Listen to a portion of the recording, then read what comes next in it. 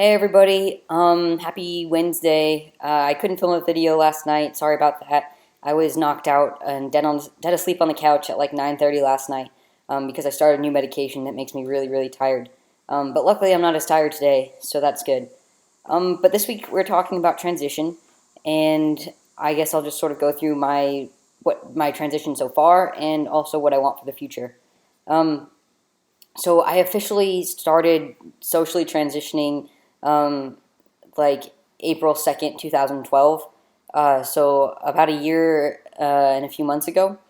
And um, I had already had a therapist at that point.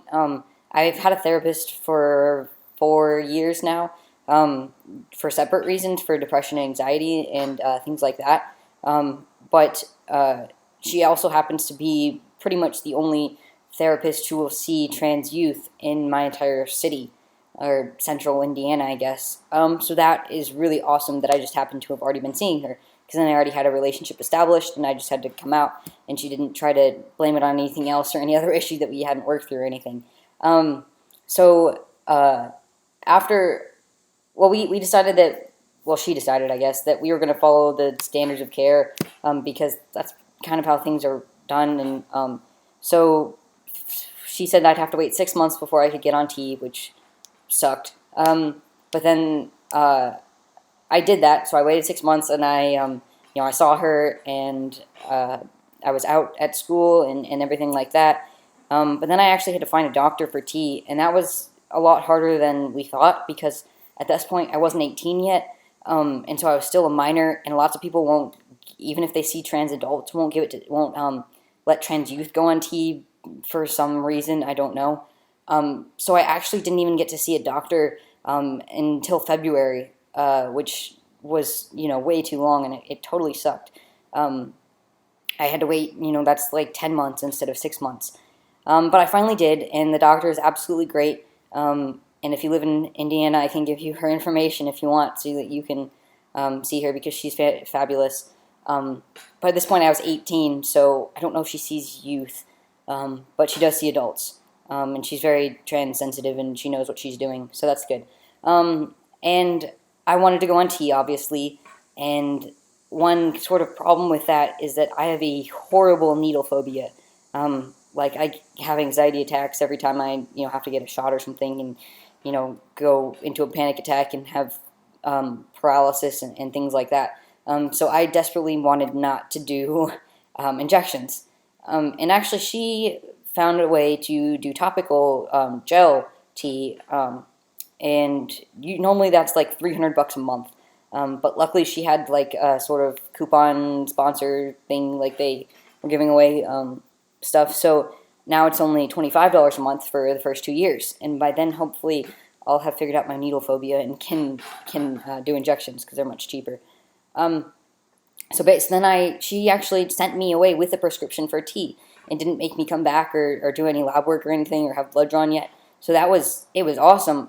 So I got to start T in 2 or 3 days after that, and that was just great. It's called Fortesta, is the brand, testosterone gel, and I started at 20 milligrams per day, which was like a low dose, and after 3 months I bumped it up to 30 milligrams a day, and we would have done a greater increase, but I was having lots of anger issues, and we didn't want to, put me off the edge or anything.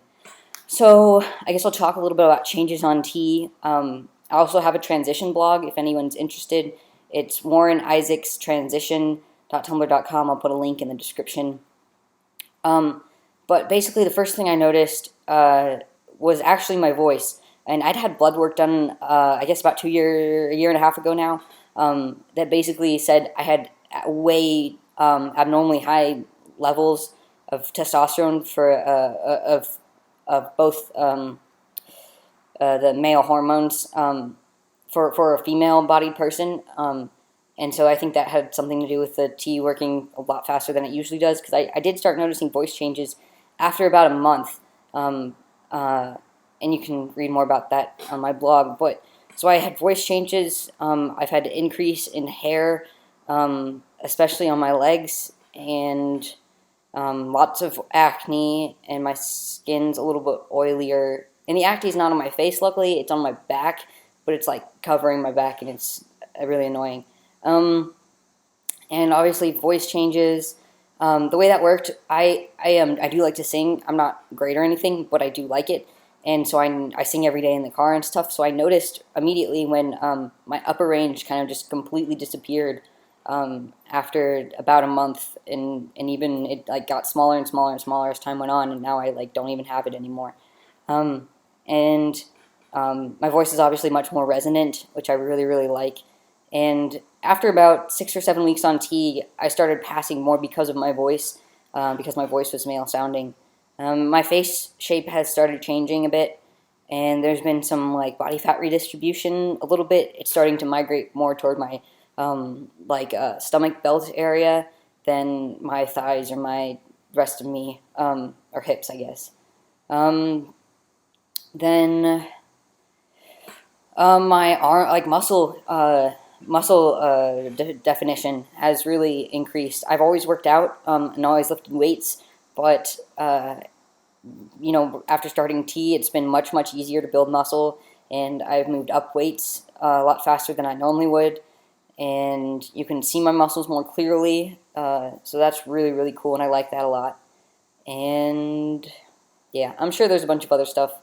Also, Shark Week stopped. I've only had one Shark Week in 5 months on T, and that was about 3 months on T. I had one Shark Week, and that was it. So that's fantastic. That's probably the best thing about T.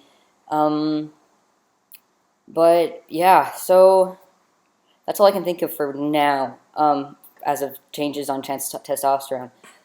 For the future, I definitely want top surgery. I've always wanted top surgery. At the beginning, I didn't think I wanted to go on T, but then I realized I wasn't passing because of my voice, and I'm like, hell yeah, I'm going on T. And I'm glad I have. I've liked, 80% of the changes, and, the ones I haven't been so, thrilled about, I don't really care about, like increased hair. I don't really want a lot of hair, but I don't mind it, really. And I have had increased hair on my face. Sorry, I forgot to mention that. But, I've had to shave. My upper lip and my sideburns get really obvious, so I have to shave now. I don't mind that either. That's kind of cool. So for the future, I definitely want top surgery. I'm at the point right now where I'm looking at doctors and trying to evaluate options, because once I'm 6 months on T, pretty much anyone will, let me have top surgery once I get a letter. So that's really great.